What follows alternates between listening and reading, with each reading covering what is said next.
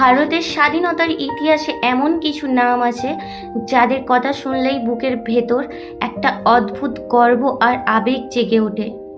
তিনজন তরুণ, তিনটি স্বপ্ন আর একটি লক্ষ্য, ভারতকে স্বাধীন করা।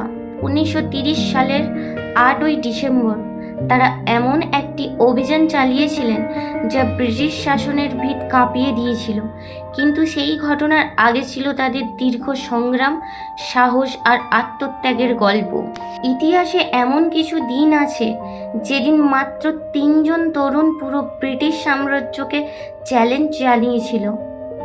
কলকাতার হৃদয়ে দাঁড়িয়ে তিনটি নাম লিখে দিয়েছিল অমর ইতিহাস। তিনজন তরুণ, তিনটে রিভলভার, আর সামনে পুরো ব্রিটিশ সাম্রাজ্য। 1930 সালের সেই দিনে কলকাতার রাইটার্স বিল্ডিংয়ে যা ঘটেছিল তা আজও সাহসের ইতিহাস হয়ে আছে। ব্রিটিশরা ভেবেছিল ভারতীয়রা শুধু ভয় পেতে জানে, কিন্তু তারা ভুলে গেছিল এই দেশের মাটিতে জন্ম নেয় এমন কিছু তরুণ যারা মৃত্যুকেও হাসতে হাসতে আলিঙ্গন করতে পারে। সেদিন কলকাতায় যুদ্ধ হয়েছিল। একদিকে ছিল ব্রিটিশ সাম্রাজ্য আর অন্যদিকে ছিল মাত্র তিনজন তরুণ, বিনয়, বাদল আর দীনেশ। নমস্কার বন্ধুরা, ওয়েলকাম টু মাই চ্যানেল ইতিহাস লোক উইথ সুমি। আজ আমরা জানবো সেই তিন বিপ্লবীর জীবন কাহিনী। 1908 সালে জন্মগ্রহণ করেন বিনয় কৃষ্ণ বসু। ছোটবেলা থেকেই তিনি ছিলেন মেধাবী ছাত্র এবং খুবই সংবেদনশীল মানুষ। যখন তিনি বড় হচ্ছিলেন তখন সারা বাংলায় স্বাধীনতা আন্দোলনের আগুন ছড়িয়ে পড়েছিল। বিপ্লবীদের গল্প, দেশের অপমান আর ব্রিটিশদের অত্যাচার সব কিছুই তার মনে গভীর ছাপ ফেলেছিল। পরবর্তীতে তিনি যুক্ত হন বিপ্লবী সংগঠন বেঙ্গল ভলেন্টিয়ার্সের সঙ্গে। এই সংগঠনের সদস্যরা বিশ্বাস করতেন ব্রিটিশ শাসনের বিরুদ্ধে সশস্ত্র সংগ্রাম ছাড়া স্বাধীনতা পাওয়া সম্ভব নয়। বিনয় দ্রুতই সংগঠনের সাহসী সদস্য হিসেবে পরিচিত হয়ে ওঠেন। 1930 সালে তিনি ঢাকায় British police officer Charles Geoffrey Buckland লোম্যানকে গুলি করে হত্যা করেন। এরপর থেকেই তিনি ব্রিটিশ পুলিশের কাছে হয়ে ওঠেন মোস্ট ওয়ান্টেড বিপ্লবী। 1912 সালে জন্মগ্রহণ করেন বাদল গুপ্ত। ছোটবেলা থেকেই তিনি ছিলেন অত্যন্ত সাহসী এবং দেশপ্রেমিক। স্কুল জীবনেই তিনি স্বাধীনতা আন্দোলনের সঙ্গে যুক্ত হন।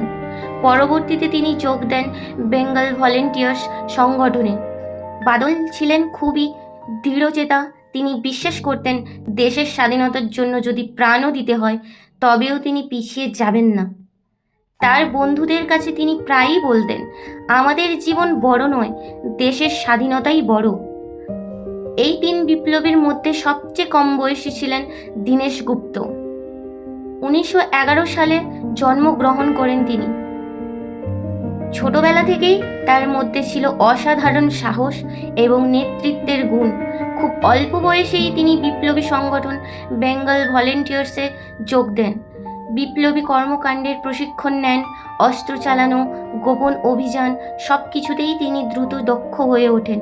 তার বয়স তখন খুব বেশি নয়, কিন্তু তার মনে ছিল অদম্য সাহস। 1930 সালের শেষ দিকে বিপ্লবীরা একটি বড় পরিকল্পনা করেন।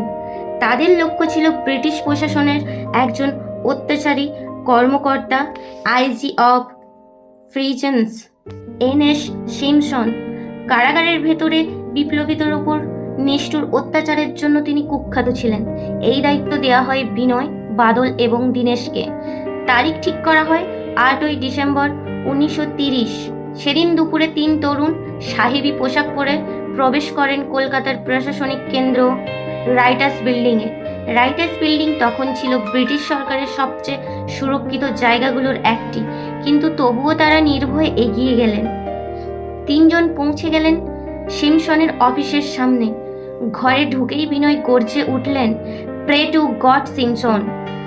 তারপর মুহূর্তের মধ্যে তিনটি রিভলভার থেকে বেরিয়ে এলো গুলির ঝড়।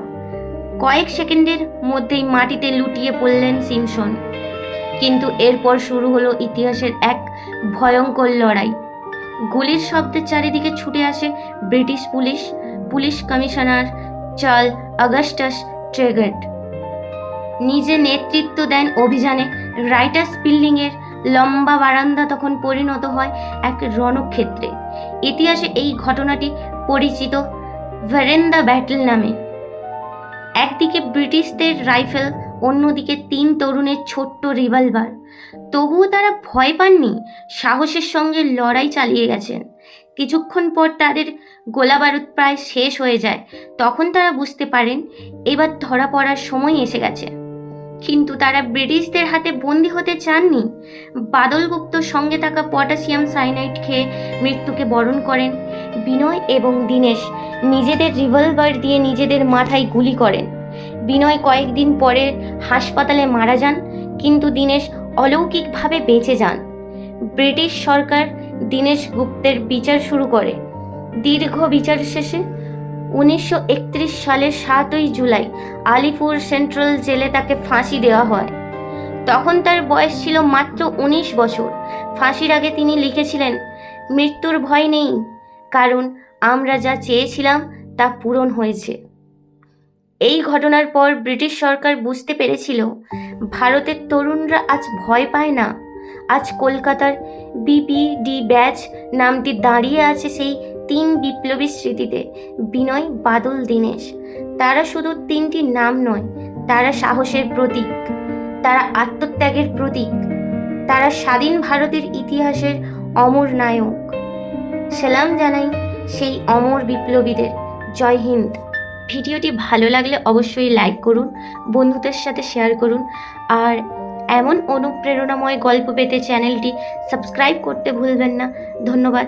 আবার দেখা হবে নতুন একটি গল্প নিয়ে।